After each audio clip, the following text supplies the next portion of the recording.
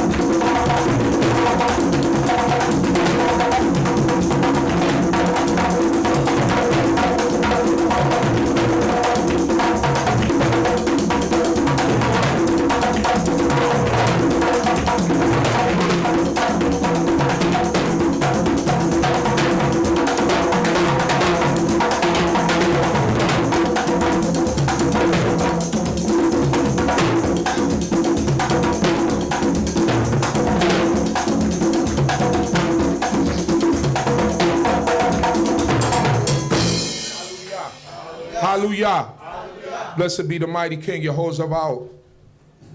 Unto his name do we give glory and do we give honor. We must all say hallelujah. Hallelujah. May be seated. Thanking this great King for our lives. Thanking the Most High God for food, clothing, and shelter. Amen. Thanking the supreme intellect of the universe for all things that he does for us.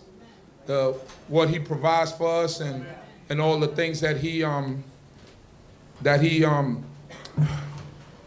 so it's been a rough morning for me. I thank the Most High God for this great day, the Holy Shabbat day. We should be glad and rejoice therein, and I'm grateful to this great King for my life and the life of Yisrael, wherever we might be. And I'm grateful to this great King for all of you who are here, the people online, the people who always come out to worship this great King, who stood the test of time through good times and bad times, is to be commended, and we're grateful to the Most High God for all of your lives. Hallelujah. Thanking the Most High God for the life of Chief Kohath Ben Levi, that the Most High God be with him, guide him and protect him, that the Most High God be with his family and his household, and that the Most High God will continue to be with his princess, even Princess Hannah, that the Most High God be with Prince Jeriel, that the Most High God will guide and protect him, be with his household, be even with his princess, even Princess Shekinah, that the Most High God continue to bless them and keep them and guide them, that the Most High God also be with Chief Elquana and his wife, Princess Sedera, that the Most High God will bless them, protect them, keep them, grant them health and all the things desirable in their minds and righteousness, that the Most High God be with all of our elders, Ima Sarah, Ima Muna, Ima Keturah, Ima Olive, Ima Yokolia, who I know is at home listening to us, that the Most High God be with all of our elders, all of the mothers who are here, that the Most High God will bless them and keep them, to the entire house of D.C.B. I bid to you all in the tongue of our ancient forefathers, Shabbat Shalom Aleichem. Shabbat Shalom Aleichem. It's the Shabbat day, and we should be glad in it, we should rejoice in it, and we should be thankful to this great King for this day. I'm blessed because Yah has given me knowledge of self. And when you look at things that way, then you don't look for too much more, because you've already been blessed with what the Most High God has given you. So this way of life is a blessing in itself, because it saves us from destruction. So I'm thankful to this great King for this day, for this way of life, and I can't ask for more. He answers prayers. We go through ups and downs. We get sick every now and then. But guess what? I was reading last night where it says, there's a way that we all must go, the righteous as well as the wicked. There's a time when our card is going to be punched. That's part of life. But what we do in the interim from your born date to your death date is what is important. Have you been a good citizen? Have you done good things before God's people or before humanity, so that God could bless you and be with you and be with the generations after you? So these are things that we have to think about. So I'm thankful to this great King. Sorry to the people online and to everyone here that we started late. Basically, I ran right into the Brooklyn half marathon, and that was it. I'm on the text like, hey, there's a Brooklyn half marathon, everybody reroute. I reroute, but I take the wrong route that took me like 2 hours and an hour and a half to get here. I took the wrong route. Everybody else took the right route. I announced it to everyone. Everybody else got here before me. But it's a blessing. And I go through this every year. The problem with Brooklyn is that they don't put enough signs up.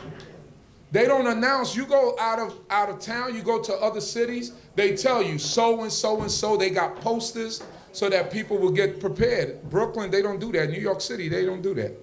You're just on your own. And then you realize you run into something when you see a sea of people and cops all over the place. So I'm thankful to this great King. With that, we're going to move straight ahead because we started late. And we're going to call up the person who's going to do the Haftorah portion for today. And that person is Ima Olive. Hallelujah. Come on. Come on, Ima. my olive usually have like 10 pages of notes. She might have them all condensed into a note.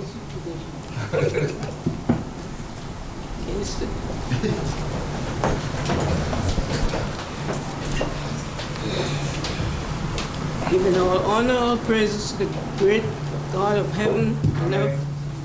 Yashabot is his name. Thank you for every one of us their lives. He woke us up this morning and brought us here safely. I hope everybody is feeling all right. Okay, I'll get you for good. You've been after me for the longest while. But I keep telling him I have a problem with mine. So when he told me last week, he said, "You ready to teach?" I thought he was kidding. And then my Ben told me, "Can you get somebody to drive you to Shabbat because you have to do the half Torah portion?" I said, "What?" I said, he told me. I thought he was kidding, but anyhow, I'll try because it's in the portion is in Jeremiah. And he reminds me, like when he was called to be to the prophetic order, he told the Most High, "I'm too young, I can talk," and etc., etc. And then I thought of Moshe, told the Most High, "I'm slow of speech." So the Most High said, "Who made man's mouth?" So I said, "Okay, I'll come."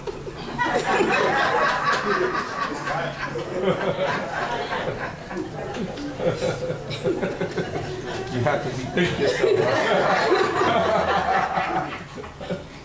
Okay, it's Jeremiah 32nd chapter.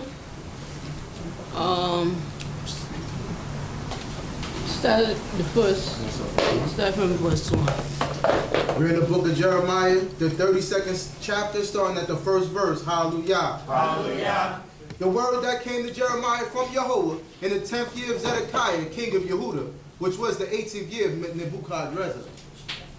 Now at that time the king of Babylon's army was besieging Jerusalem. And Jeremiah the prophet was shut up in the court of the guard, which was in the king of Judah's house. For Zedekiah king of Judah had shut him up, saying, "Wherefore dost thou prophesy and say, Thus saith Yahweh, Behold, I will give this city into the hand of the king of Babylon, and he shall take it. And Zedekiah king of Judah shall not escape out of the hand of the Chaldeans, but shall surely be delivered into the hand of the king of Babylon, and shall speak with his mouth, with him mouth to mouth, and his eyes shall behold his eyes.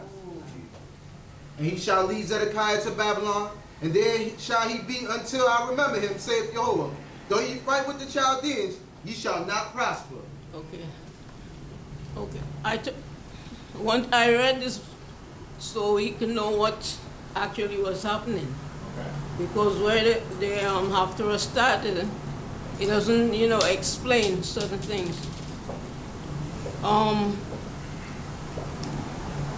Jeremiah was called at a young age to be a prophet, and he asked the Most High,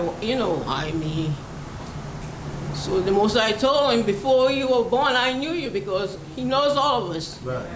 He created us. Even in Psalm 139, the psalmist said, "Before I was formed, he knew me." So here Jeremiah is in prison. He's shut up in the prison of Zedekiah, the king of Judah. He was one of the wicked kings. He was the son of Josiah. And Josiah was the last good king of the southern kingdom of Judah. So, after Josiah passed, his son Joaz reigned for 3 months. Then came the king of Egypt, took him to Egypt, and imprisoned him. And he sat on the throne, and another brother of Jehoahaz, he had a son. After he passed, his son ruled after him. He's the one, when Nebuchadnezzar came to besiege Jerusalem, he was smart, because Jeremiah was preaching to them, don't fight, give up. You know, when the Chaldeans come, don't fight against them. Right. So he went out to meet them. He said, I ain't fighting. So what so he was smart. The king of Babylon took him and his wives, his mother, and all the top brass guys, and took them to Babylon. But his brother, who became king after him, he was put on the throne by the Chaldeans, and he rebelled. Jeremiah was preaching and telling him, don't fight, give up, because the city is going to be taken by the Chaldeans. This is God's will, it's going to happen. So he got mad at Jeremiah and put him in prison for that. How, you know, he's talking the word of God. Listen, that's what we should do. Listen. God talks to us in various ways. We don't know, but a lot of us say, oh, that must be God. You know, something happens, and then you say, that must be God telling me something. Right. Verse 6. And Jeremiah said, the word of Jehovah came unto me, saying, behold, Hanamel, the son of Shalom, thine uncle, shall come unto thee, saying, buy thee my field that is in Anatot, for the right of redemption is thine to buy it. So Hanamel, my uncle's son, came to me in the court of the guard according to the word of Jehovah, and said unto me, buy my field, I pray thee, that is in Anatot, which is in the land of Benjamin. For the right of inheritance is thine, and the redemption is thine. Okay. Buy it for thyself. This is the correlation today to the Torah, to Sidra this day. It's about the redemption of land, of property. If you have a piece of property, you sell it, there is a way you could get it back. Right. But the portion is short today, so whoever is doing the portion will explain. I'm not going to take. Then I knew that this was the word of Jehovah. Verse 9. And I bought the field that was in Anatot of Hanamel, my uncle's son, and weighed him the money, even 17 shekels of silver. And I subscribed the deed and sealed it, and called witnesses and weighed him the money in the balances. Okay. The Most High sent Jeremiah's cousin, his uncle's son, right, to redeem the land, the property that he had. Maybe he needed money, cash or something, so he sold it off. Right. So now he wants it back. So the Most High sent him to Jeremiah, because that's one of the ways you could get back your property, or whatever it is, through a relative, so it stays in the family.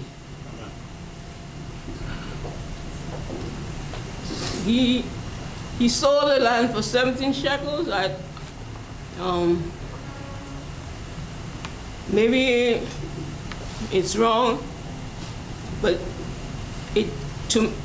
what I came up was $2,176 in today's money. Verse 11.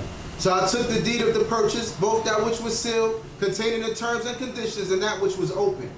And I delivered the deed of the purchase unto Baruch, the son of Neriah, the son of Messiah, in the presence of Hanamel, my uncle's son, and in the presence of the witnesses that subscribed the deed of the purchase before all the Hebrews that sat in the court of the guard.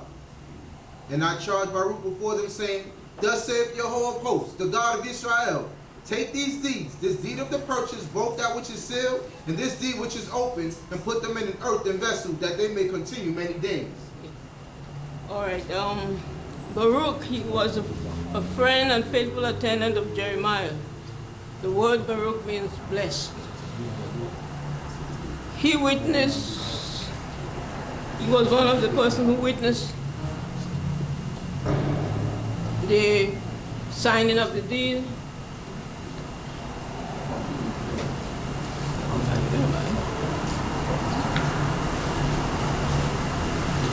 Verse 15. For thus saith Jehovah, host of God of Israel, houses and fields and vineyards shall yet again be bought in this land. Now after.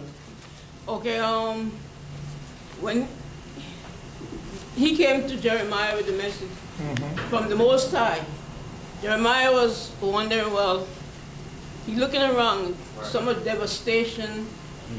What's going to happen? Why should I buy something that I'm not going to use? Right.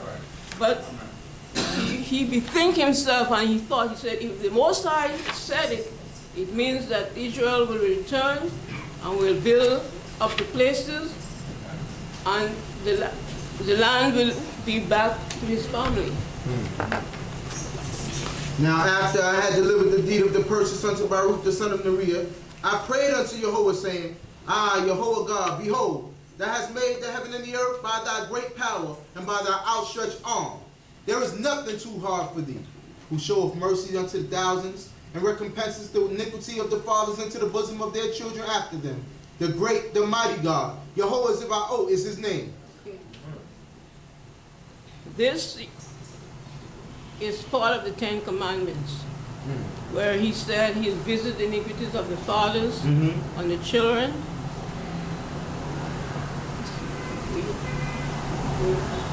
I'm at verse 19. That was 18.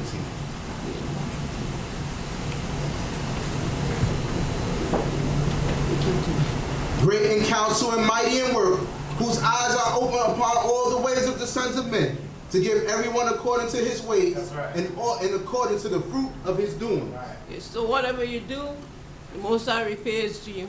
That's right. He don't give you excess. Whatever you do, he will repay you. If you do good, good will come to you. If you do evil, evil will come to you. That's right. Who did set up signs and wonders in the land of Egypt, even unto this day, in Yisrael and among other men, and made us see a name as at this day. And this bring forth thy people Israel out of the land of Egypt with signs, and with wonders, and with the strong hand, and with the outstretched arm, and with great terror. And gavest them this land, which thou didst swear to their fathers to give them a land flowing with milk and honey.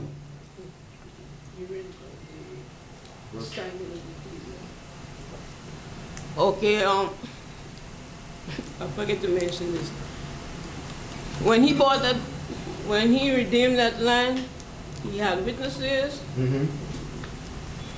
He had just a copy, signed and sealed, and one unsealed. He put it in a earthen vessel to keep it. The same thing we do today. We have the banking system. Right. You go to the vault, and you put your whatever it is to keep for safekeeping. Verse 23.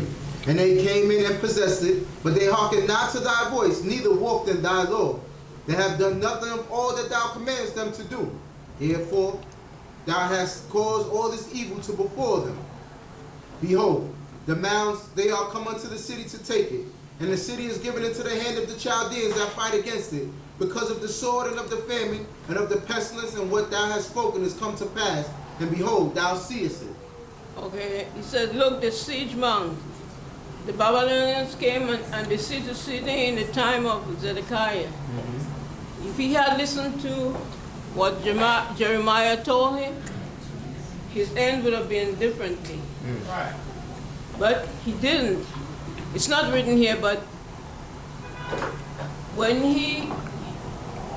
the Babylonians had put him on the throne, see, it's nothing different back then from now.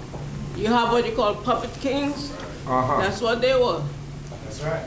In this day and time, you have countries who are strong, goes into other people's country and tell them how they should run their country. So it's the same thing. Different times, but same thing. Right. Verse 25. Yet thou hast said unto me, O Jehovah God, buy thee the field for money and call witnesses, whereas the city whereas the city is given into the hand of the Chaldeans. Then came the word of Yahweh unto Jeremiah, saying, Behold, I am Yahweh, the God of all flesh. Is there anything too hard for me? Hallelujah. Hallelujah. So Jeremiah got confidence that things would get better. Right. So we, even though things are hard for us today, you look to the Most High, pray, and hope for the best. But we have to do our best in order to get anything good come to us. We have to fear God, keep His commandments. Like the wisest man that ever lived said, that's the whole duty of man. Hoping and praying, he all got something out of it. Absolutely.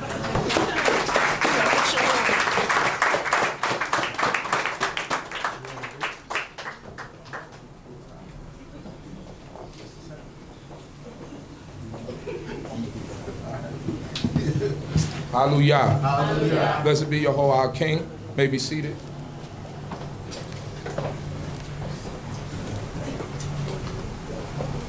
So, here's the deal.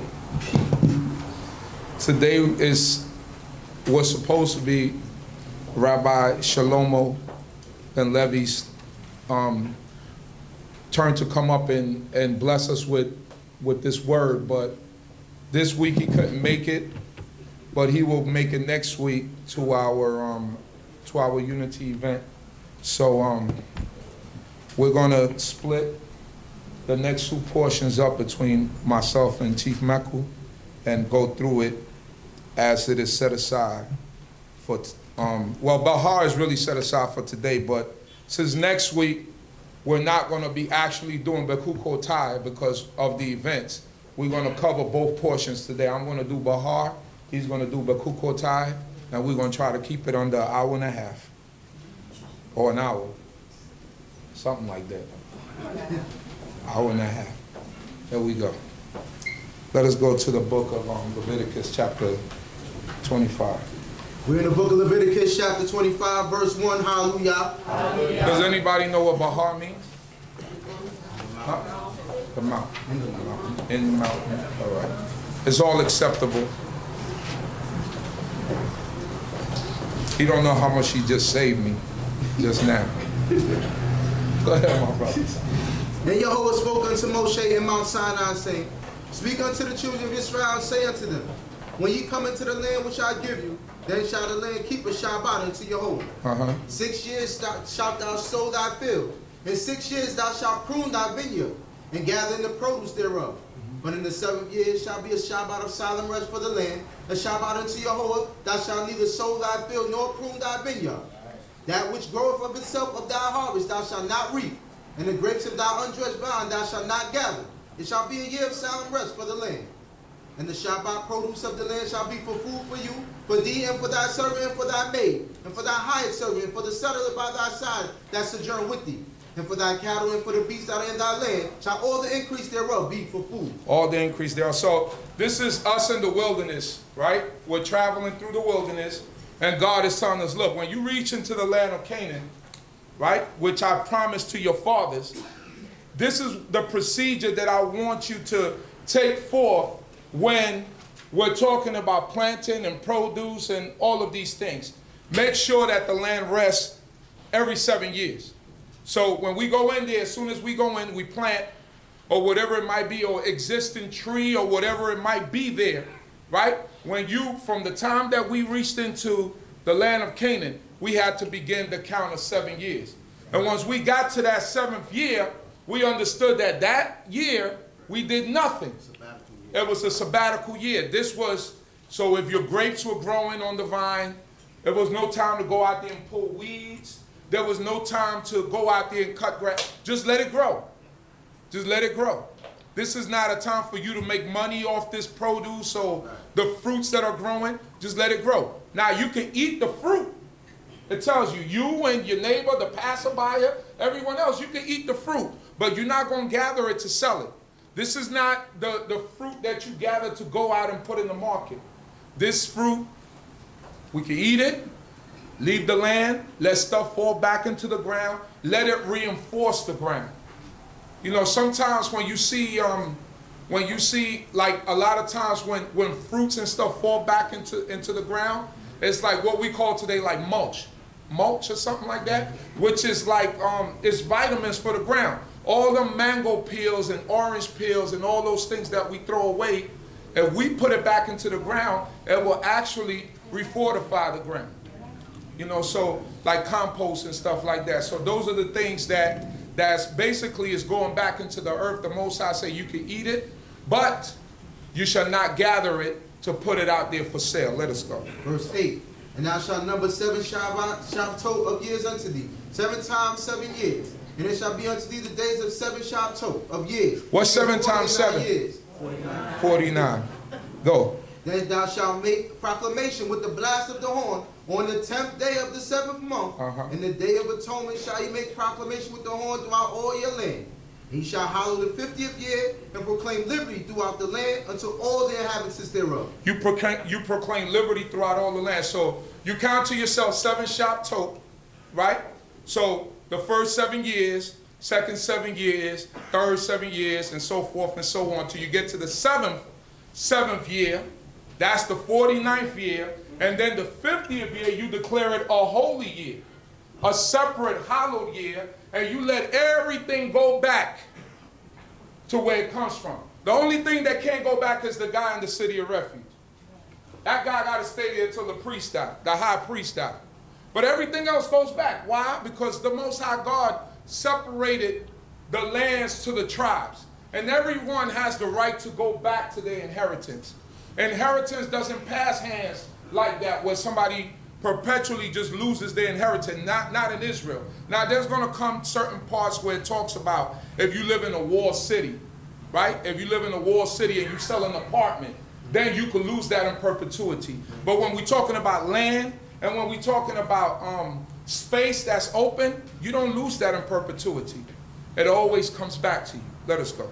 It shall be a jubilee unto you, and he shall return every man unto his possession. He shall return every man unto his family. It should be a release. Everything goes back to his place. Let's go. Verse 11. A jubilee shalt thou 50th year be unto you. Ye shall not sow, neither reap that which groweth of itself in it, nor gather the grapes in it of the undressed vine. Because it says thou shalt not sow, and it says you can eat the fruit, so it sounds confusing, but there are certain plants, or like grapevines, they come back every year. You don't have to replant a grapevine. Right. The grapevine is there, it reflourishes, and it's going to produce grapes. But what it's talking about, you shall not plant, it's talking about your wheat, your barley, all that stuff, that's your corn, the stuff that you have to plant every year for it to come up, that you have to put seed in the ground for it to come up. But your fruit trees are going to be there. They are what they call perennials. What they call it? Perennials, right, Emo? Perennials, that means they come back every year. They come back every year. They come back every year. So you can eat that, but don't plant, because the land is supposed to be resting. It's that sabbatical year. Let us go. For it is a jubilee, it shall be holy unto you. You shall eat the increase thereof out of the field. Go ahead. In this year of jubilee, you shall return every man unto his possession. You go back to your possession, to your inheritance. Let's go.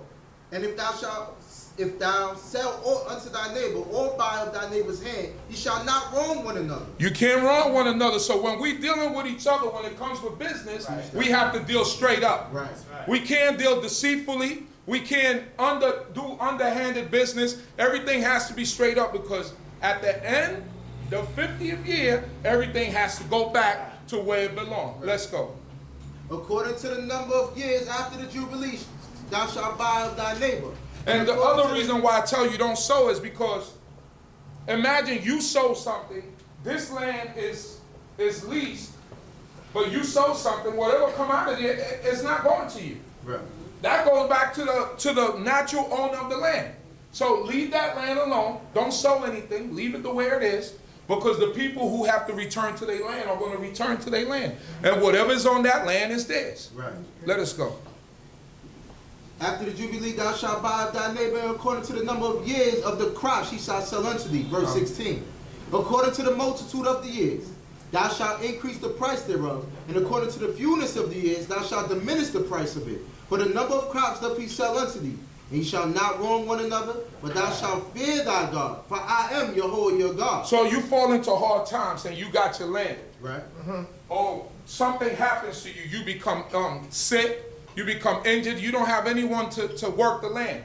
So now you have someone that comes to you and says, I'll work the land for you, or I'll lease the land for you, from you, but it's about 20 years the jubilee comes. Right. So what it's saying is you evaluate or you prorate, right? You prorate. Prorating is like, you know, like you move into an apartment. Let's say you move in the middle of the month, right? And you turn on the lights. Con Ed is not going to charge you from the beginning of the month. They have to charge you from the point that you moved in. So your light bill is going to be from the point that you moved in till the end of that month. So this is what it's basically saying. It's saying when you go in and you buy or you lease this land from your neighbor, that you know that there is a certain amount of crops that will be produced in 20 years, and you will value that, right, and come up with a negotiable price or an agreeable price and say, well, this is what this will cost me from year to year. This is what the crop will produce from year to year, and this is the amount that it will be. So that's how you prorate it, and that's how you lease the land, or that's how much you lease the land for, right? Until that year release, then that land comes back to you. So it's saying you can't overprice it. You can't say it's worth this much, you know, because then you're dealing underhanded with your neighbor. You have to rent according to what it's worth. Not like today, where we go find an apartment that got asbestos and lead paint all in it, and they want $2,500 for that apartment that's falling apart. Got rats, roaches, mice, got everything running around in between the walls, even squirrels, and they telling you that they want $2,500. That's not the value of that. But the Most High God is telling us to deal righteously one with another. Let's go. Verse 18. Wherefore ye shall do my statutes and keep my ordinances and do them. Ye shall dwell in the land in safety, and the land shall yield her fruit, and ye shall eat until ye have enough. You shall eat dwell therein in safety. And if ye shall say, what shall we eat the 7th year? Behold, we may not sow and not increase. Then I will command my blessing upon you in the 6th year, and it shall bring forth produce for the 3 years. What does this sound like?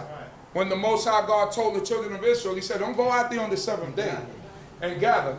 He said, on the 6th day I will give you double. Right. So God said, listen, don't worry about, if you do things the way that I tell you to do them on the 6th year, I'm going to make sure that you have increase all the way till the 9th year. That's the God that we deal with. So if we follow his law, statutes, and commandments, he always provides for us. But we have to follow it. Let us go. And you shall sow the 8th year and eat of the produce the old store. Until the 9th year, until her produce come in, you shall eat the old store. You should eat you're going to have so much in abundance, you're going to have to give it away. Let us go. And the land shall not be sold in perpetuity, for the land is mine. But ye are strangers and settlers with me. And in all the land of your possession ye shall grant a redemption for the land. The Most High said the land belongs to him. Right. It don't belong to us. Nope. That's what I said a couple of weeks ago. I said, the earth is the Lord, the world and they that dwell therein. It belongs all to God. That's why he's telling you, he said, listen, when the passerby come back, don't pick up that stuff that rolls down from the tree. If it fell, leave it there for the hungry, for the poor and the needy, for the fatherless. Leave that stuff there. God said the world belongs to him. The earth belongs to him. Let us go. If thy brother be waxing poor, and sell some of his possession, then shall his kinsman that is next unto him come, and shall redeem that which his brother have sold. So somebody come and pawn some stuff to you. Right. Right? He sells his possession. Somebody, your cousin, your brother, your uncle, could come and redeem it at any point. It's like the pawning system. Somebody come and pawn some stuff to you, and somebody that's a family member has the right to come and redeem whatever it is that that person pawned. Let us go. And if a man have no one to redeem it, and he be waxing rich and find sufficient means to redeem it, then let him count the years of the sale thereof, and restore the overplus unto the man to whom he sold it. He shall return unto his possession. But if he have not sufficient means to get it back for himself, then that which he have sold shall remain in the hand of him that hath bought it until the year of Jubilee. Until the year of Jubilee. So It's talking about land mainly, right? You sell the land, you lease the land or whatever it might be. If you come up on some money before that year of Jubilee come, you have all right to go back and say, all right, let me give you whatever. Once again, you got a prorate. It's 10 years left. All right, I gave you this amount of money. This is what I made.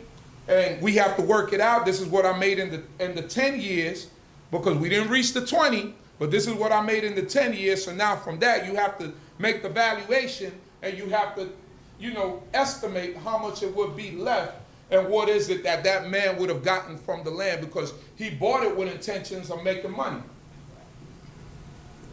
But now you come in to redeem your land, which you have the right to, so now you have to pay him for whatever is left. Right.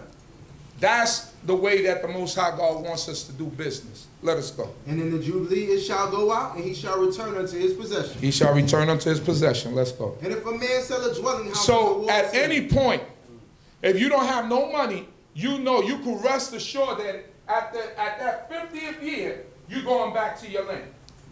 You can that's for sure. It's not like here where you lose your property forever.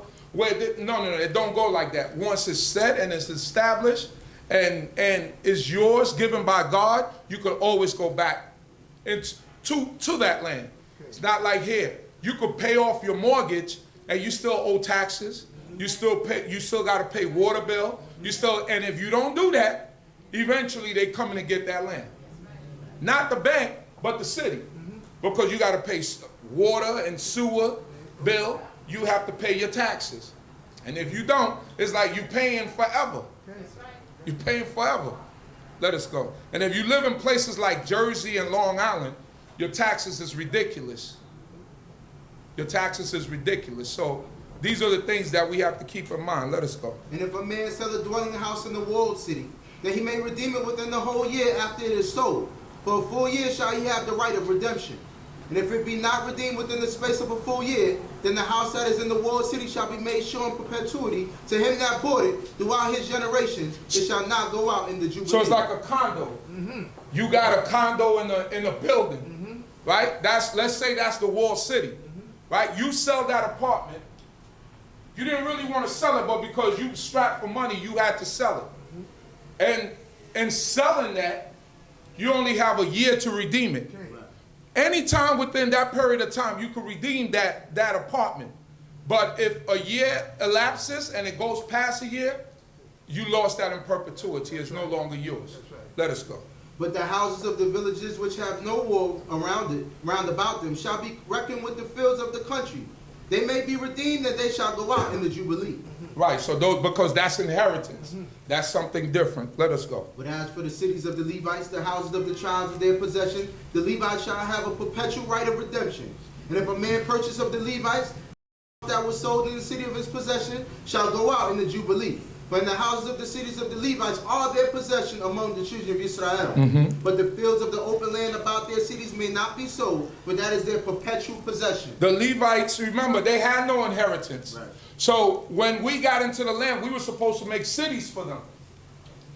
Remember that. We were supposed to make cities in the outskirts of certain place because the Levites is the one that joined the people to God. Right. Levi, right? So we are the ones that bring the people to God. So you always supposed to have a place for Levi to stay. Right. So it's saying they don't lose their stuff because they don't have anything. So even if they go into hard times and they sell you something, when that Jubilee comes, it goes back to them because they have no inheritance with the Most High God. Let us go. And if thy brother be waxing poor and his means fail with thee, then thou shalt uphold him. As a stranger and a seller shall he live with thee. Take thou no interest of him or increase, but fear thy God, that thy brother may live with thee. Thou shalt not give him thy money upon interest, nor give him thy victuals for increase. I am Yahweh your God who brought you forth out of the land of Egypt to give you the land of Canaan to be your God. I give you this $20, you got to give me back 30. We can't do that to each other. We can't lend each other money with interest. And if you go past this amount of time, this what accrues on top of it. We can't deal with each other as Israel like that. We cannot do that. It says, let your brother deal securely by you, and if you have it, give it to him. And if you have it, put him up. Help him out. That's what we're supposed to do as God's people. Sometimes it's difficult when we live in these situations to do that. But when you have land and when you have space, you could build up a little something for a brother to stay, for visitors when they come. But when we live in apartment buildings, it's kind of difficult to be, you know, all the rooms are taken up. Every space that you got in the house, you don't have a living room. A living room is a room for someone to sleep in. You ever lived in a situation like that? No living room? The living room is the space to sleep in. I really can't invite no one into your house because you don't have a place to entertain them, because every space in the house is taken up. Some people have lived like that, and some people are living like that. So when it's speaking about upholding or taking up for your brother, looking out for your brother, it's more so speaking like when you got the space. You got the space, you can build up something on the side where he got his own bathroom, he has his own everything, and he could stay there. That's what it's speaking about. Let's go.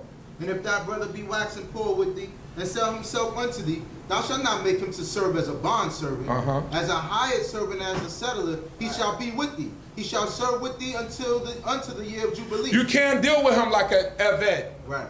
Like a bond servant. He's your brother. We can't deal with each other like we own each other. The funny thing is that same white man that enslaved us read this book. Well. And when he read this book and he read that, and when he came and got us, he felt like, yeah, we could enslave them and have them in perpetuity. That's right. Because he didn't look at us as his brother. No. He doesn't look at us as his brother. He's not going to do that to a Caucasian man. Although Caucasian people sold themselves to servitude, they were not treated like the black people. No, they didn't. We went into a chattel slavery. That means that when we had children, they owned our children. That's right. And whatever came after that, grandchildren, they owned us forever. We were property. Yeah. But with the white man, it wasn't like that. He had a certain time that he worked, and then he went back to wherever he had to go back to. Because they had white people that went and served and did certain things. But they were indentured servants. Exactly. But after a while, when they brought the Irish and all them, they wasn't slaves like us. They worked, but their white skin didn't allow that white man to look at him as a bond servant. Let us go. 41. Then shall he go out from thee, he and his children with him, and shall return unto his own family. Unto the possession of his father shall he return. You see, that guy goes back with his children. And you know, you keep no children or none of that, because that's an Israelite. You don't deal with him like a bond servant. Let us go. But they are my servants whom I brought forth out of the land of Egypt. They shall not be sold as bondmen. They should not be sold as bondmen. Let's go. Thou shalt not rule over him with, but shall fear thy God. You can't crack no whip over his back. You can't do any of that. That's not your slave. Exactly. That is a servant of the Most High God. We belong to God. Let us go. And as for thy bondmen and thy bondmaids, whom thou mayest have, of the nations that are round about you, of them shall you buy bondmen and bondmaids. Of them, the nation, the heathens, you could buy bondmen and bondwomen, not of your own people. So if your brother falls or your sister falls into a hard time, you have to treat them like a brother and a sister, regardless.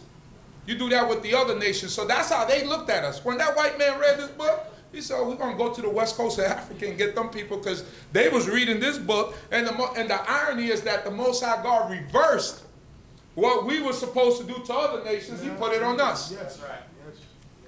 Our behavior caused that. But God told us, he said, and it shows that we weren't supposed to be dealing with our bond servants in rigor. Because it says if you knock his tooth out, you do what? You let him go for his tooth's sake. Right. If you knock his eye out, you do what? You let him go for his eye's sake. So we're not supposed to be dealing like savages with servants. It says if you have a bondmaid, right? You can't pass her around. No.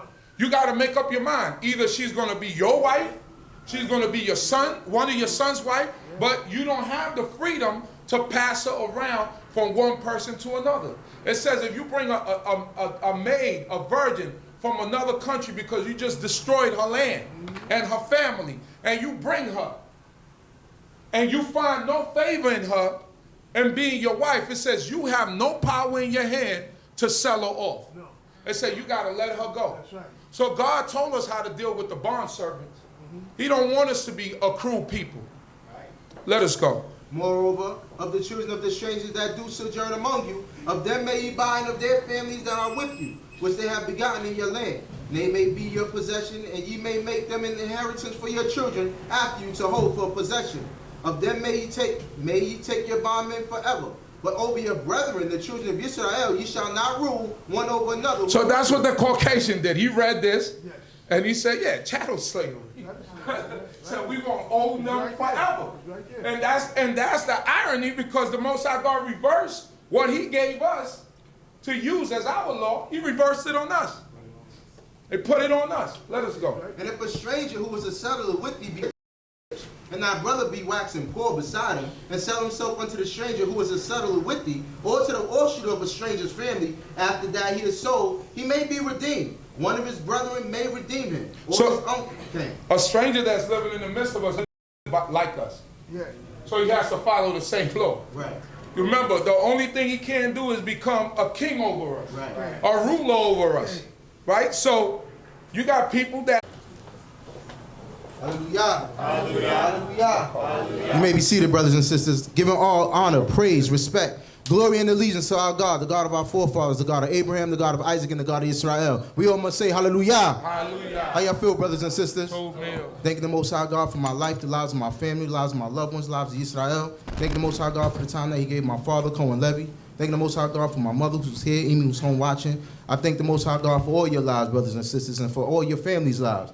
It's a blessing to be here on this holy Shabbat day and to be able to come before the Most High God and his people and even teach the word of the Most High God. I love impromptu speaking like this. When you're not scheduled to speak, but they say, yo, you got to teach. That's the best time to teach. You know what you're made of. And y'all should know if I studied or not, too.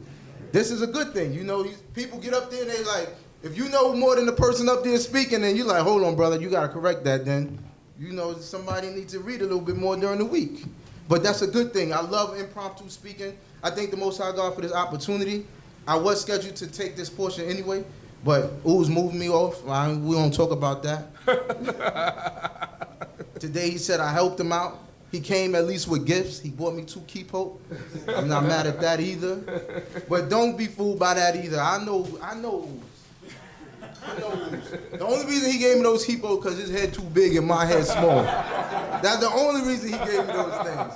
That's the only reason. I'm telling y'all something. Those kippot don't fit him and his banim, so they'll fit me and my banim because they small. I know all his tricks. But I'm thankful, told our brother for the kippot. I can always use a new kippot, but I know his trickery. We're going to get into the portion of Bechukotai, which is in my statutes. This is a continuation of Behar Bechukotai. It usually goes together during the Shabbat Kaful, but for some reason it's split up this year. But we're going to get right into it, and it's a good portion. It's similar to Deuteronomy 28, in that this talks about the blessings and then the curses. And the blessings are so short. We only got 13 verses of blessings. That's it. The rest is curses. Curses. That shows me that we got a very thin line to walk on. Yes, sir. When it comes to the Creator. That's right. We don't have time to mess up. No, sir. We got to walk according to the laws, commandments, and statutes so that the Most High God can say, you know what? I'm going to bless them because he got a whole lot of curses lined up for you. So we got to stay focused on the Creator's laws, commandments, and statutes. We're in a portion of Bechukotai, which is found in the book of Vayikra, which is Leviticus chapter 26, verse 3. Hallelujah. Hallelujah. If you walk in my statutes and keep my commandments and do them. I think that's the biggest word in the Tanakh. If. It's only 2 letters. It's only if, 1 syllable, but it is the biggest word in this book. Because if you don't do this, the Most High God got a whole bunch of things lined up for you. This is why we're here right now, actually, in Brooklyn, New York, and places such as this, because that if, we didn't do it. Right. He said, if you do these things, then you receive. It's just like you give your children. If you want something good, you better come with those good grades. That's right. You better come with that clean room. I shouldn't have to tell you to take out the ash pile, the garbage. I shouldn't have to tell you to wash the dishes. These are things that you should know. If you want the good things in life, you got to put in work. Positive word. Then I will give you rain in their season. Right. And the land shall yield her produce, and the trees of the field shall yield their fruit. That's important. We can't fathom that right now because we go to the supermarket for everything. Right. We go right to Stop and Shop and, Right. and Whole Foods and Trader Joe's and all these different things. We can't fathom this. But without the rain, brothers and sisters, the crops are not growing. Yes, sir. So when the Most High God says, I'll give you your rain in its due season, that is a blessing. We get mad at rain today. You wouldn't be mad if you had a garden. Even though today I'm going to have a big sandwich. Don't mind that. But when the Most High talking about bread, I'm not talking about that stuff we buy in the store. I'm talking about that old, that fresh made bread from the oven that you make and you knead and you put your work in it. You got to let it rise. Put it on top of the refrigerator for a couple of hours. All that good stuff. We call it the dope bread. Dope bread. Oh man, when you get that good smelling bread, you come in the house, you can smell it. Get hooked. And that's the bread I'm talking about. The Most High God said He'll give you all of these things. That banana bread, listen, my Imam make the best banana bread. Let's talk about this for a second. Dude, you talk about it, maybe you should make some. So the banana bread, man, listen. Somehow got in on this deal with her that he make bacalao, she'll bring him bread. I don't really agree with this deal, but it has happened. It happened behind my back. But the bread is good. The bread is good. Let's read. 6. And I will give peace in the land, and ye shall lie down, and none shall Oh make man, you peace, afraid. brothers and sisters. Not that wake up call you got this morning with the guy banging on his car, pum, pum, pum, pum, or the cars beep, beep, beep all day long. Peace, a nice rest. You don't gotta hear shooting. Right. You don't gotta hear the news. Right. The news is not peace. That's right. You gotta hear about this one that got shot, this one that got hit by a car, this one that got stabbed. That's not peace, brothers and sisters. I'm talking about peace when you know if you send your child to the store, they are coming back. I'm paranoid. I don't know how my parents did it. I'd be like this. He's got a phone now. I'd be like, you home? You home? Yo, why you ain't text me, man? That's how it be now. Yo, you on the train? All right. Yo, what stop you at? I know I'm annoying, man. I'm telling you. Because it's just a different time these days. My parents sent us out, don't know where you at for days. They like, yeah, he's outside. I come in, one day I was outside, man. I was playing drums on the train. I got arrested. I'm drumming on the train, got arrested. They like, oh. So they kept me there the whole night. Sent me to the booking, the whole thing. I got in the next morning. My eye was in the kitchen. I'm like, Shalom. He's like, hey, what's up? Looking at him like, you ain't worried about me? He's like, hey, you want some breakfast? Sure, but I just walked in the house from yesterday morning. You didn't think about this? He like, so what happened? Like, man, Abba, never mind. I just want some grits. But you get worried for your children. That's not peaceful to be having to worry all the time. You gotta, when you hear gunshots and you know it's in front of the building, you gotta worry about your children getting upstairs safe. That's not the peace. The peace that the Most High God's talking about is the peace that we could go out and come back in. Right. We don't gotta worry about car accidents, shootouts and stabbings. We don't gotta worry about pedophilia. We don't gotta worry about these things in the schools. These principals are ridiculous. You know, one of those principals was my old principal, well, in my old school in Riverhead, Long Island. Nasty old man. Wow.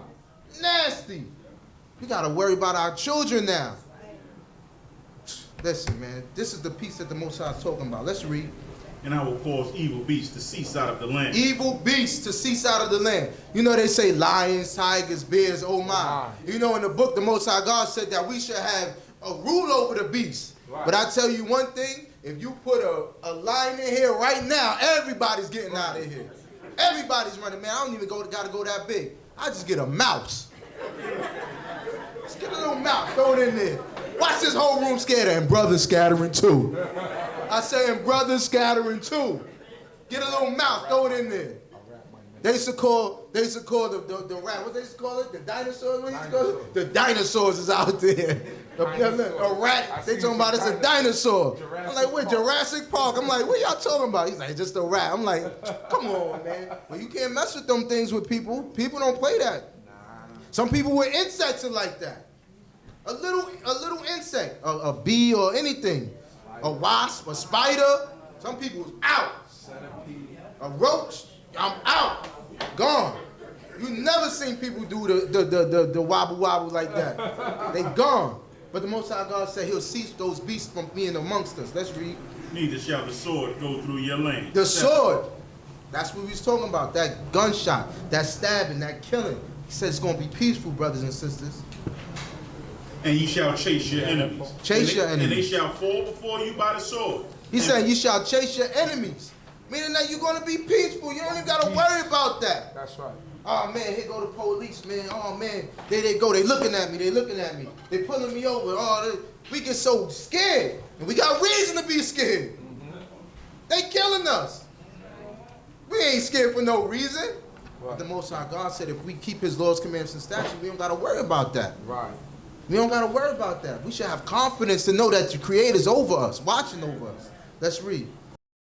And 5 of you shall chase 100. Right. And 100 of you shall chase 10,000. 5 of you shall chase how many? 100. Can you imagine that? It's just 5 of us standing strong and they all lined up and we coming towards them and they backing up.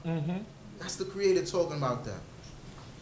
And your enemy shall fall before you by the sword. And I will have respect unto you and will make you fruitful. And multiply you and will establish my covenant with you. Right. And you shall eat the old store long kept. And you shall bring forth the old store from before the new. He said you shall eat the old store. Listen, how many times you got to go to the supermarket during the week? 3, 4, 5, 6, 7 times because your children eat up everything. I don't know how my parents did it. We used to have to go, we used to have like so much food from Pathmark and you go, we used to have like a train, pass this in, pass this in. We fill it up and the whole place is filled up. I look up 2 days later, ain't nothing in the house. We ate everything. We ate everything. The Most High said all that, the old, so you're going to be eating stuff that you planted from way back and still have some to eat later. And I will set my tabernacle among you, and my soul shall not abhor you. Right. And I will walk among you, and I will be your God, and you shall be my people. I am Yahweh your God, who brought you forth out of the land of Egypt, that ye should not be their bondmen. And I have broken the bars of your yoke and made you to go upright. Right. And there concludes the blessings. But if he will not hearken unto me, right, and will not do all these my commandments, and if ye shall reject my statutes, and if your soul shall abhor mine ordinances, so that ye will not do all my commandments, but break my covenant, I also will do this unto you. When I read this part right here, that part he just read, and it says, and your soul shall abhor my statutes and my ordinances, that to me, when I read that, that's the people that know the Lord's commandments and statutes. But their soul is telling them, I can't do this no more. They cut off, brothers and sisters. They don't even know it in their mind. They know they got to put on fringes. They know today is Shabbat. They know, but they just can't fix their self to do it. Their soul is cut off. We don't want that kind of curse. That's a curse, brothers and sisters. To know right, to understand right from wrong, and to still do the wrong thing. That's a curse in itself. Or to be able to be in a spot where you can't keep these ways, where you can't keep the Lord's commandments and statutes, being locked up. Knowing that it's Yom Kippur, or knowing that it's the Feast of Unleavened Bread, and you got to eat because you got to eat to live. But you can't eat the matzah, you can't eat the things that the Most High prescribed. That's a cutoff, brothers and sisters. Let's read. And I will appoint terror over you. Terror. Even consumption and fever. Are we in terror right now, brothers and sisters? Let's read. That shall make the eyes to fail, and the soul to languish. Right. And ye shall sow your seed in vain, for your enemy shall eat. Imagine. We don't got to imagine. He said, you want to do all the work, and your enemy's going to eat off of it. That's every single R&B and rapper from the 90s and the 2000s. They put out all the good music. Who eating off of that? The executives.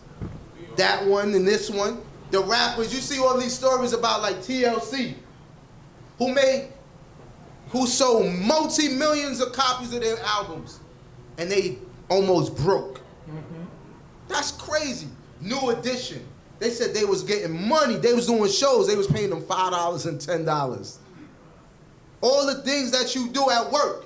And you know you smarter than the person next to you. You sitting there and they asking you questions. Yo, Israel, how you do this? And you looking at them with the title that pay the most money. And you want to just smack them in their face because they asking you questions. I'm telling you, I despise when a ranking officer asks me a question. It's like the worst feeling in the world. Yo, Israel, what you think I should do? I'm sitting there like, you the sergeant. You tell me, meatball. I want to know. And then you give them the answer and they like, yeah, I was thinking that too. No, you wasn't.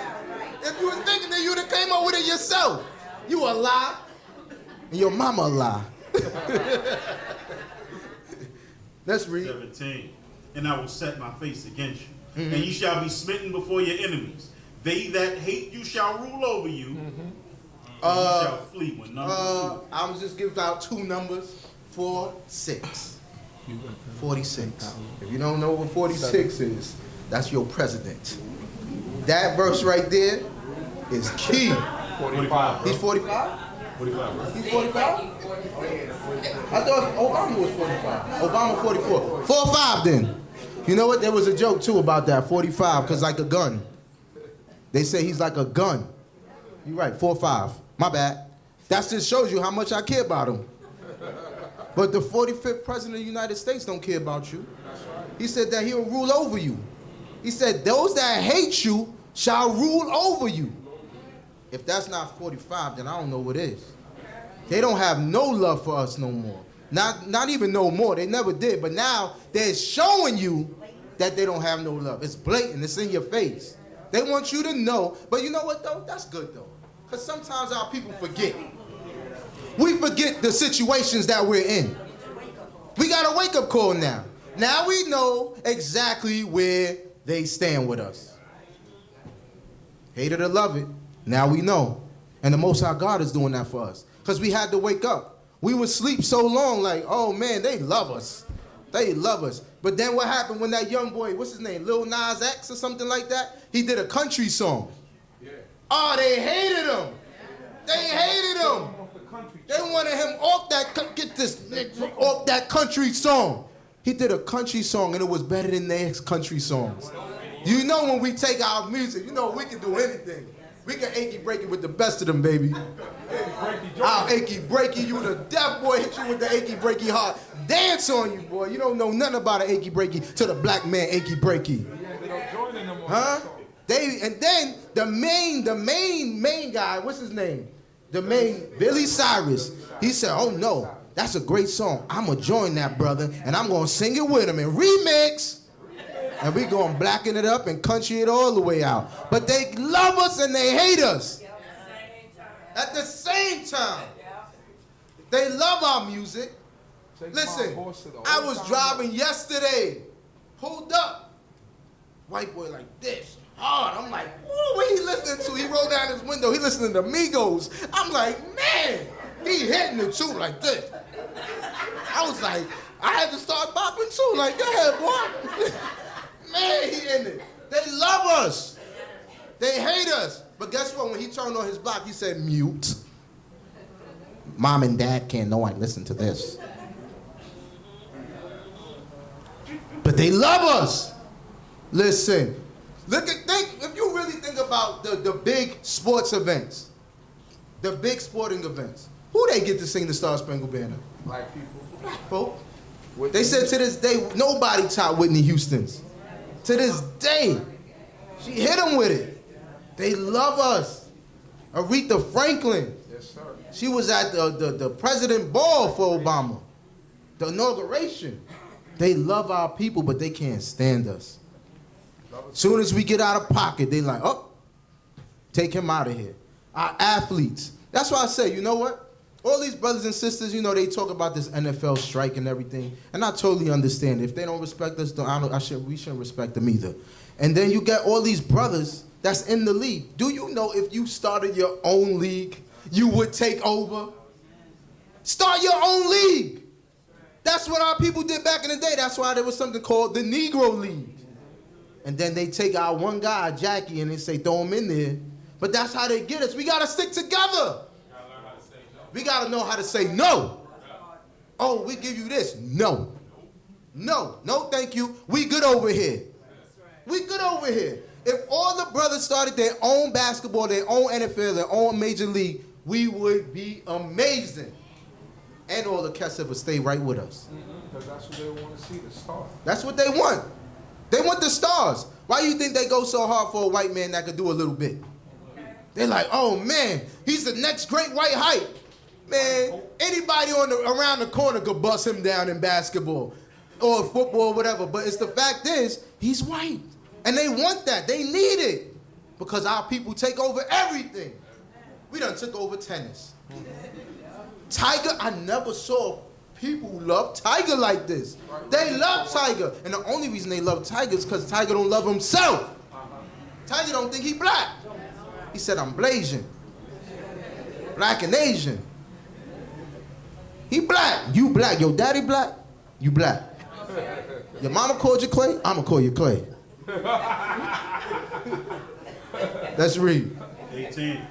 And if ye will not yet for these things hearken unto me, then I will chastise you 7 times more for your sin. 7 times more. And I will break the pride of your power. And I will make your heaven as iron and your earth as brass. Right, meaning you ain't getting no rain. Now you're not getting none of the rain, and he's not hearing your prayers. That's the worst part of it, brothers and sisters. When you pray and pray and pray, and God is not answering you. That's where we are, brothers and sisters. Let's read. And your strength shall be spent in vain. Your strength shall be spent in vain. You weak. You hitting the gym. You in there. You don't see no results. Let's read. For your land shall not yield her produce. Yes. Neither shall the trees of the land yield their fruit. And if ye walk contrary unto me, and will not hearken unto me, I will bring 7 times more plagues upon you according to your sins. Right. And I will send the beasts of the field among you, which shall rob you of your children and destroy your cattle, and make you few in number, and your ways shall become desolate. And if in spite of all these things you will not be corrected unto me, but will walk contrary unto me, then will I also walk contrary unto you, and I will smite you, even I, 7 times for your sin. But he said, but after all this, he said, and in spite of these things, so he's giving you a break. He's saying, all right, I gave you this punishment, but now in spite of these things, you don't get corrected, then I have some more for you. Right. It's like that marker that your parents give you. When I told you the first time, I done beat you once, and now you got to give them some more marker. And you're like, didn't I just tell you that? And then you give more, more, more, more. Then they keep doing with the same foolishness. You give them more, more, more. The Most High God said, I have more punishment for you. But he's giving you a chance. He said, if you not be corrected, get corrected. Get corrected. Do the law. Stay on point. Do the commandments. Do the statutes. Stay focused. Let's read. 25.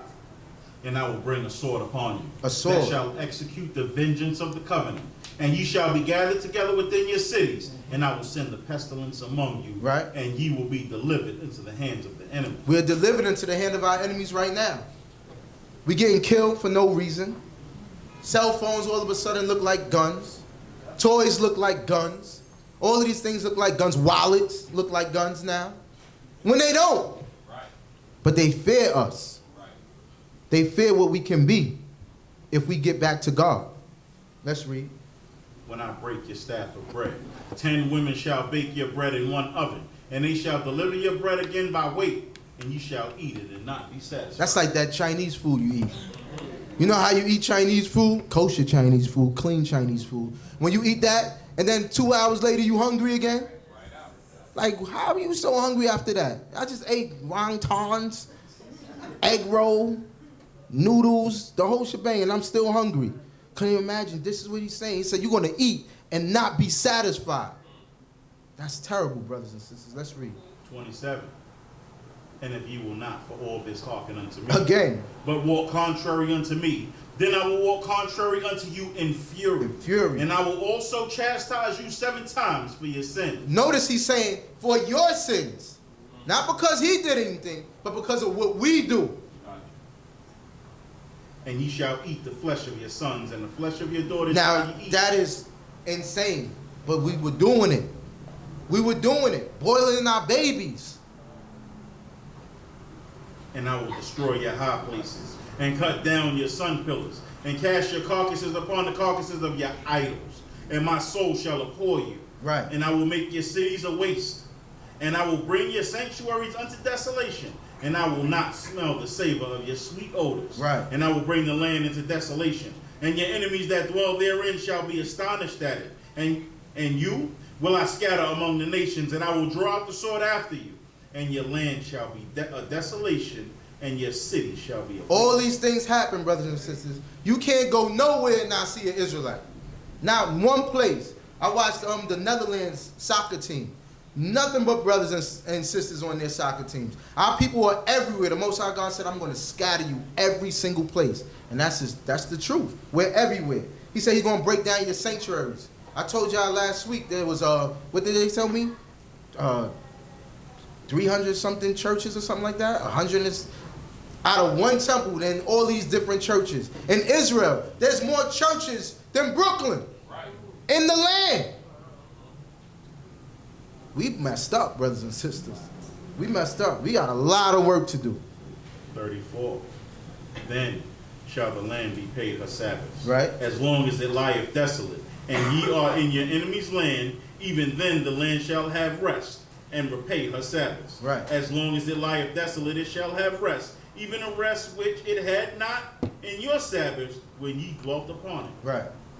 And as for them that are left of you, I will send a faintness into their heart in the lands of their enemies. And the sound of a driven leaf shall chase them, and they shall flee as one fleeth from the sword. You said a driven leaf. Just a leaf make us run. Scared to death. You know there's a reason why you can run up on a whole big CeeLo game of 13, 14, 15 brothers, and one cop car could roll up, and everybody scatter. Pew, pew, pew, pew, pew. That's that fear. It's the fear.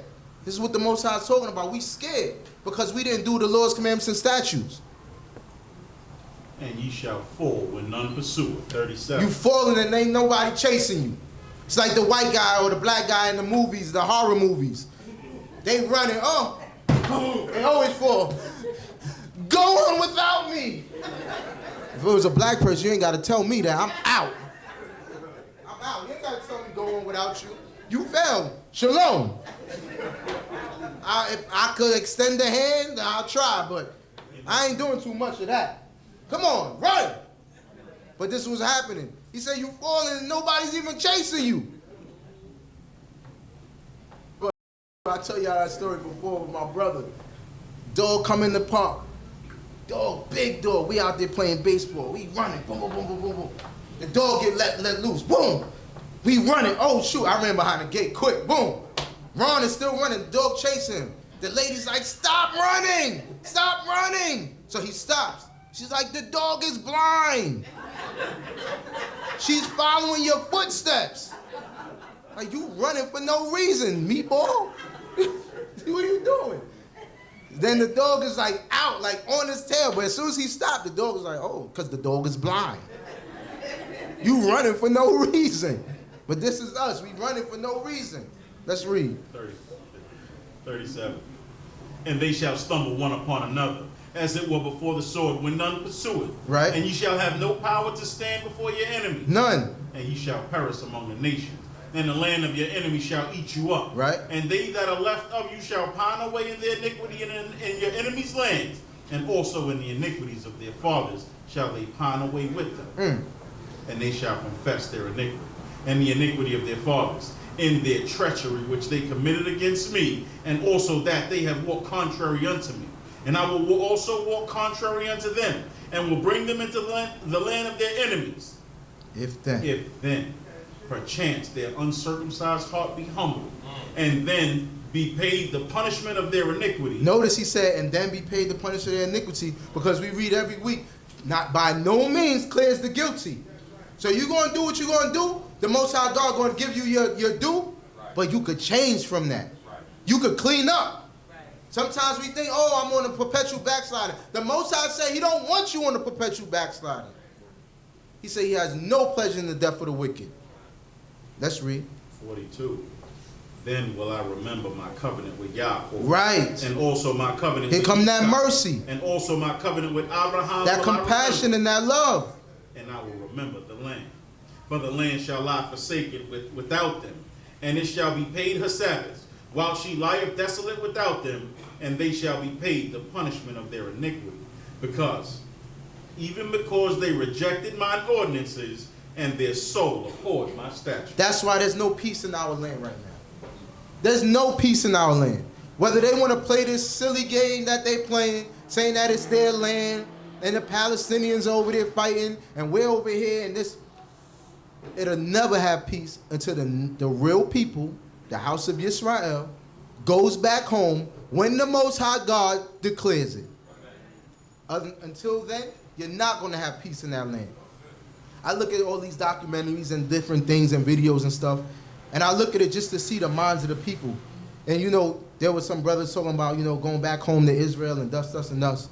And you have some other people like, you know, Europeans and different type of people saying, making jokes like, how is it their land? That's not their land. Your land is this, that, and the third, and you don't belong there, da, da, da.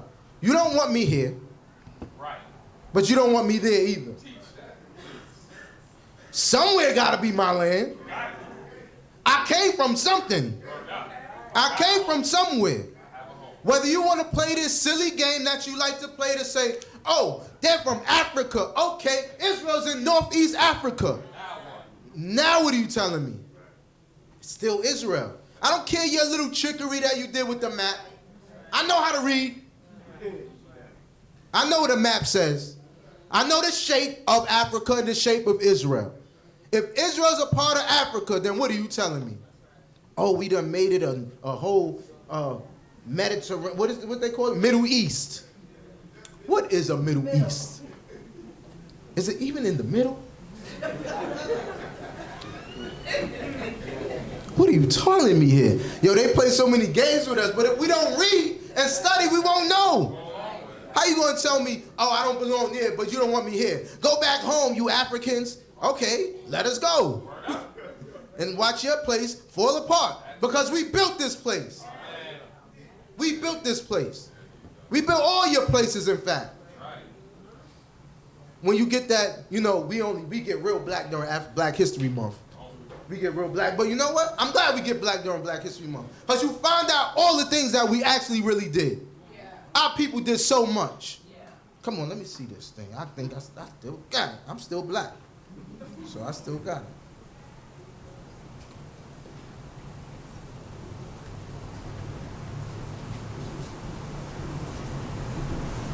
Inventors, black inventors. Product, air conditioning unit. We all love that.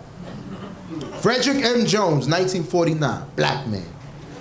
The Almanac, Benjamin Banneker, black man, 1791. 1791! We've been doing stuff.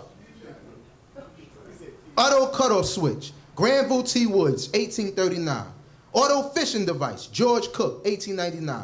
I'm gonna give you some other things that we really know. Clothes dryer, George T. Sampson, 1971. The curtain rod, Samuel R. Scrotron, 1892. The doorknob, what? Osborne Dorsey. The door stop, Osborne Dorsey. Come on, man, let me get some more stuff. Let me see what else. We know peanut butter. George Washington Carver, my man. I love peanut butter. I can eat peanut butter by itself. The mop. We all need a mop. Thomas W. Stewart. The rolling pin, John W. Reed. The stethoscope, Thomas A. Carrington. The phone transmitter, Granville T. Woods. Traffic light, Garrett Morgan. Come on. Oh, y'all know these people? Teach us. Teach us. The gas mask, Garrett Morgan. The fountain pen, Walter B. Purvis. The folding bed, Leonard C. Bailey. The fire extinguisher, Thomas Marshall. I bet nobody knew that. Come on. Let me see what else. All types of things. The electric lamp bulb, Louis Latimer. The handstand, Walter B. Purvis. Ice cream scoop, Zakar. Alfred L. Crowd. I never heard somebody ask for an ice cream scoop so much, boy. Zakar wants that ice cream scoop every Shabbat, and if you don't got it, it's a problem. I'm just gonna put, listen, I'm just gonna put Alfred L. Crowd / Zakar Ben down for the ice cream scoop. The folding chair that y'all sitting in right now. Nathaniel Alexander, Nathaniel, that boy Hebrew. I'm not gonna go through the whole thing, but this is what I'm telling us. We did this stuff. We built this place. Don't tell me to go back home. If I want to go back home, I'll stay right here and I'll go back home because they both my home. Wherever I made it is my home.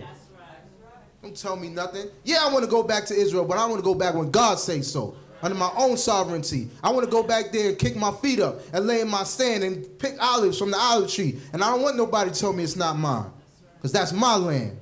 But don't get it twisted. If I lay my hat here, it's my house too. I built this place.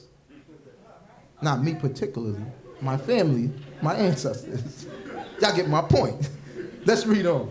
44. And yet, for all that, when they that are in the land of their enemies, I will not reject them. When they are in the land of their enemies, I will not reject them. Right. Neither will I abhor them to destroy them utterly. That's why we're here right now. The Most High God is hearing us, brothers and sisters. He said, I will not abhor you. We're here in the land of our enemies, but the Most High God still hears our prayers. For I am Yehovah their God. Right.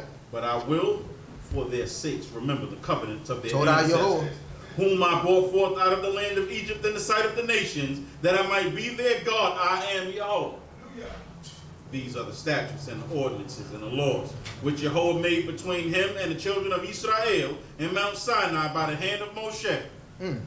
Chapter 27, verse 1. Hallelujah. Hallelujah. We're going to run through this portion, this chapter. And Yehovah spoke unto Moshe, saying, Speak unto the children of Israel, and say unto them, When a man shall clearly utter a vow of persons unto Yehovah, according to thy valuation, then thy valuation shall be for the male from 20 years old and up, even unto 60 years old, even thy valuation shall be 50 shekels of silver, after the shekel of the sanctuary. And if it be a female, then thy valuation shall be 30 shekels. I don't get into the gender war.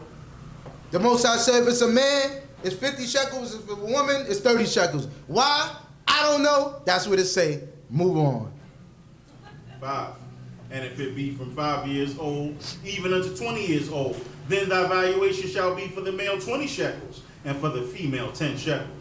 And if it be from a month old, even unto 5 years old, then thy valuation shall be for the male 5 shekels of silver, and for the female thy valuation shall be 3 shekels of silver. Right. And if it be from 60 years old and upward, if it be a male, then thy valuation shall be 15 shekels, but for the female 10 shekels. But if he be too poor for thy valuation, then he shall be set before the priest, and the priest shall value him according to the means that vow shall be the priest value him. Right. So now, the different levels of shekels according to the man or the woman, or the age of the man or the woman, or the child or whatever, boy or girl, is there. What I will say is this. When you vow a vow unto the Most High God, you better keep it. No matter what it is. Don't take the things out your mouth lightly, because you don't know how the Creator might take it. If you say, I'm going to do this every Shabbat at this time, you better do that, because the Creator heard you. If you say thus and thus to your brother, to your sister, to your mother, to your father, you better keep that. Your word is your bond. That's why it's good to just shut up sometimes, because people are going to be looking for what you say. Oh, Mac, you said you was going to do this. I did. You better do it. Keep your word. Keep your word. It goes a long way. People will respect you for it. Keep your word. Let's read. 9. And if it be a beast, whereof men bring an offering unto Yehovah, all that any man giveth of such unto Yehovah shall be holy. Right, because when you give to God, it's holy. You can't give God half behind stuff. He shall not alter it nor change it, a good for a bad, or a bad for a good. And if he shall at all change it beast for beast, then both it and that which it is changed shall be holy. Right. And if it be any unclean beast, of which they may not bring an offering unto Yehovah, right, then he shall set that beast before the priest, and the priest shall value it, whether it be good or bad, as thou the priest values it, so shall it be. Right. But if he will indeed redeem it, then he shall add the 5th part thereunto unto thy valuation. Right, we don't offer unclean beasts to the Creator. So if you just so happen to have, you know what, this is all I have. This Most High, I only have a pig farm. That's all I have. You get it valued at the price or whatever, and you add the 5th there too. But you don't offer anything unclean to the Creator. Let's read. 14. And when a man shall sanctify his house to be holy unto Yahweh, then the priest shall value it, whether it be good or bad. As the priest shall value it, so shall it stand. Right. And if he that sanctified it will redeem his house, then he shall add the 5th part of the money of thy valuation unto it, and it shall be his. Right. This is about keeping your word. If you say you dedicating this house to the Most High, that's what it is. 16. And if a man shall sanctify unto Yahweh part of the field of his possession, then thy valuation shall be according to the sowing thereof. The sowing of an omer of barley shall be valued at 50 shekels of silver. And if he sanctify his field from the year of Jubilee, according to thy valuation it shall stand. But if he sanctify his field after the Jubilee, then the priest shall reckon unto him the money according to the years that remain unto the year of Jubilee, and an abatement shall be made from thy valuation. Right. And if he that sanctified the field will indeed redeem it, then he shall add the 5th part of the money of thy valuation unto it, and it shall be assured unto him. And if he will not redeem the field, or if he have sold the field no other man to another man, it shall not be redeemed any more. But the field, when it goeth out in the Jubilee, shall be holy unto Yahweh as a field devoted. The possession thereof shall be the priest. The Most High God gave us rules and guidelines. The way these banks and this system works out here is treacherous. The way they treat us is treacherous. This should not be. If we actually conducted business the way this was and the way Chief Uz just went over that portion, we'll be in a better position than we are. But we don't. But amongst us, we can deal like this. We can, you know, like he said earlier, we can't charge interest to our brother. Right. Don't even think about it. You gave me 500 this year. Don't tell me next year I got to give you 1,000. Right. But I don't also want you to be spending a whole bunch of money in my face. If you owe me money. I gotta okay. Yeah. That's right. It's real. That's one of the worst things you can see. You owe somebody money and they're like, yo, Shalom, bro, I'll see you next week. Where you going? I'm going to Jamaica on vacation. Really?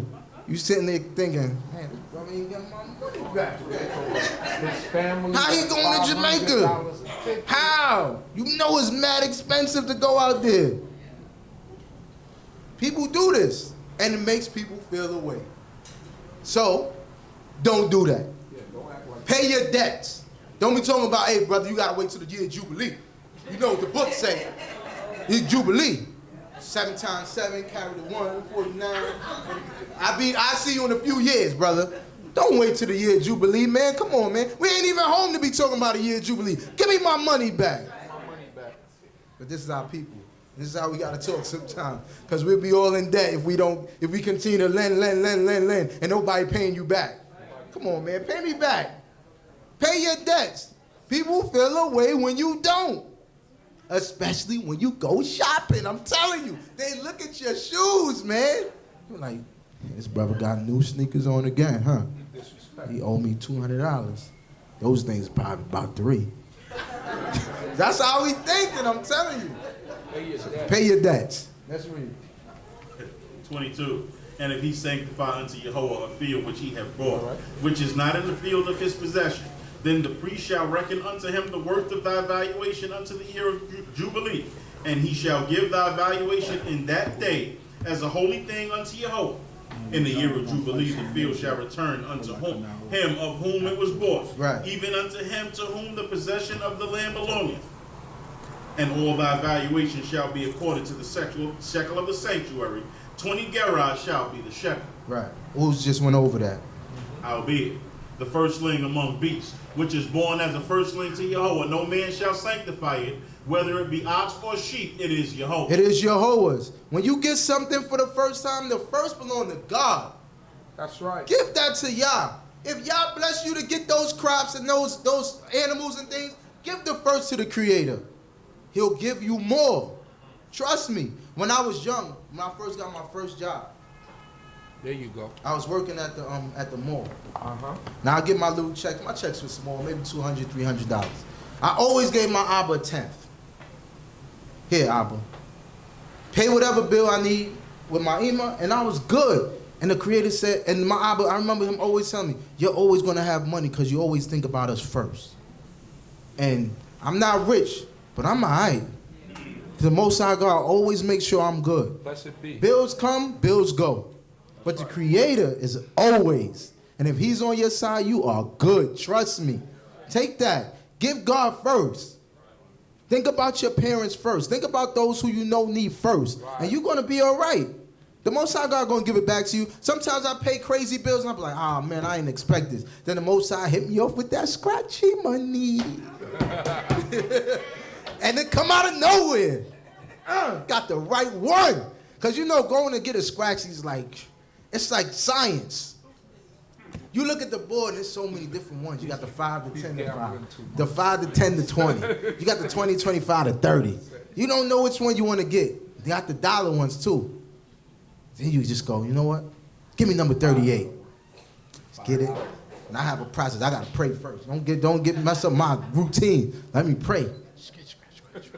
He's doing this like a bad Yeah. The Most High God bless you, and you like, wow, I just spent $200, and the Most High God just gave me $200 back. That's the Creator. That's not luck.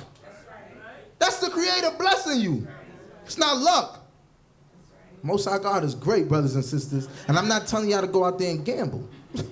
What I'm telling you is the Creator has His ways of returning your blessings to you. That the Creator has His ways of returning His blessings to you. The way He returns your ice cream scoop. Let's read. 27. And if it be an unclean beast, then he shall ransom it according to thy valuation. Right. And it shall add the fifth unto it thereof, or if it not be redeemed, then it shall be sold according to thy valuation. Notwithstanding, no devoted thing that man may devote unto Jehovah of all that he hath, whether it be of man or beast, or of the field of his possession, shall be sold or redeemed. Every devoted thing is most holy unto Jehovah. None devoted that may be devoted of men shall be ransomed. He shall surely be put to death. Right. And of all the tithe of the land, whether it be seed of the land or the fruit of the tree, it is Jehovah's. It is holy unto Jehovah. And if a man will redeem aught of his tithe, he shall add unto it the fifth part thereof. And of all the tithe of the herd or flock, whatsoever passeth under the rod, the tenth shall be holy unto Jehovah. He shall not inquire whether it be good or bad, neither shall he change it. And if he change it at all, then both it and that which for it was changed shall be holy. It shall not be redeemed. These are the commandments which Jehovah commanded unto Moshe for the children of Yisrael in Mount Sinai. Hallelujah. Hallelujah. This concludes the book of Vayikra, the book of Leviticus. Brothers and sisters, if we deal with each other according to the Lord's commandments and statutes of the Most High God, we will get along. Trust me. You know you owe, pay your debt. Give thanks and praise to the Most High God. Do the right thing. There's reasons why there's, like I said before, there's reasons why there's animosity in Israel right now, because people just, they don't want to do the Lord's commandments and statutes. But if we did it and stuck to it and just did this alone, we would be all right. We don't need anything else. We don't need no Code of Hammurabi, none of that stuff. We don't need no oral Torah, none of that stuff. I know this guy on my job always talking about the oral Torah. I said, where'd you read that at? Y'all made that up? Stop coming up with stuff. Stick to this right here, and you'll be all right. We don't need no extra stuff. Just stick to the Lord's commandments and statutes of the Most High God, and you're going to be all right. We will be all right, brothers and sisters. I give thanks and praise unto the Most High God for all things and everything. Thank the Most High God for this time and this opportunity, and I pray that the Most High God will continue to bless us and find all that we do acceptable, even in the highest courts of His glory. Blessed be the name of the Most High God forever and ever. Hallelujah. Hallelujah. Hallelujah. Shabbat Shalom, Meku.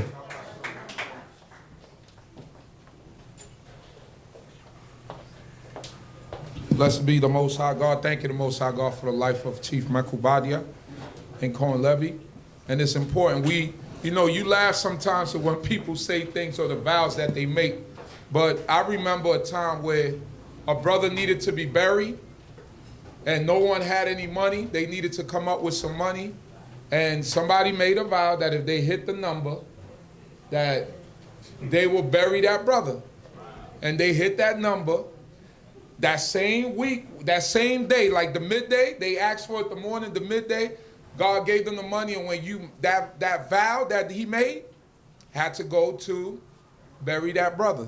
So I've seen that in my own lifetime. So sometimes we laugh at certain things, but God answers us. We just don't think that he answers, but he answers us. And he do it immediately. So that's a blessing in itself. Hallelujah. Let us close out this portion of the day. So let us give glory to the Most High God. We want to sing What's My Name? You want to sing it from there? From here? Let me turn that up.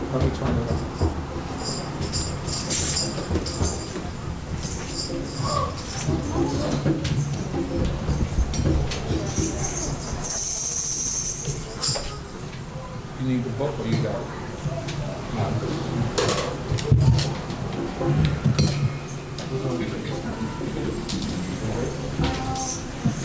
I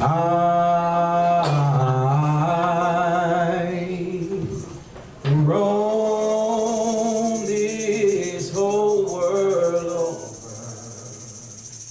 I've been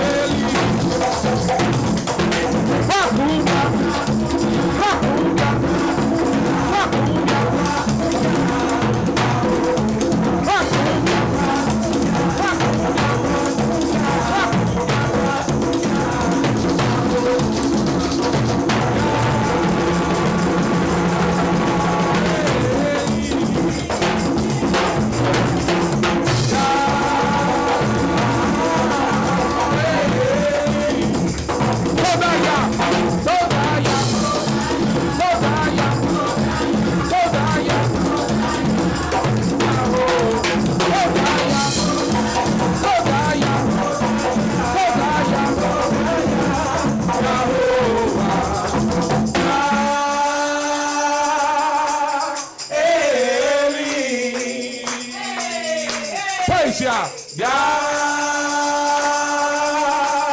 Eli. Kadosh Yah. Hallelujah. Todah Yah. Rakum Yah. Hallelujah. Kadosh Yah.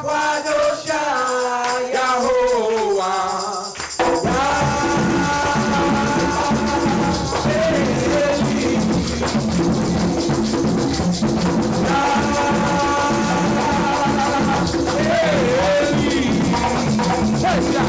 Hallelujah.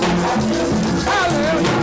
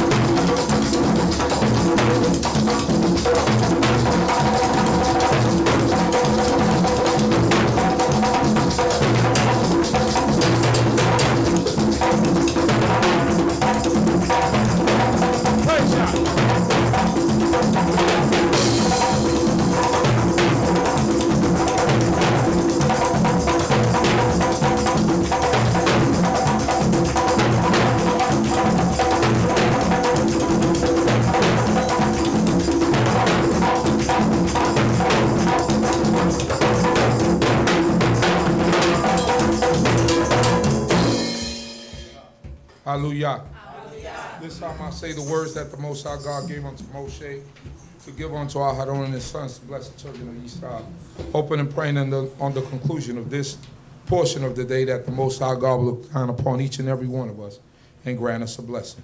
Wadaber Yehoah el Moshe lemor, daber el Haron we el benal lemor, kotevar ku et bnei Yisrael amor lahem. And Yehoah spoke unto Moshe, saying, speak unto our Haron unto his son, saying, on this wise he shall bless the children of Yisrael. Ye shall say unto them, Yevareka Yehovah Yishmareka, Ya'ir Yehovah Panawaleka Wikuneka, Yisai Yehovah Panawaleka Weyasem Leka Shalom.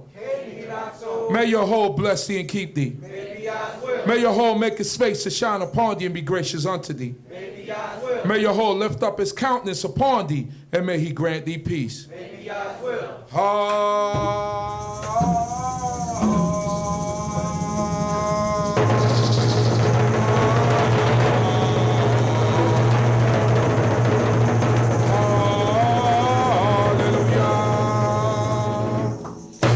Hallelujah, Bechukotai.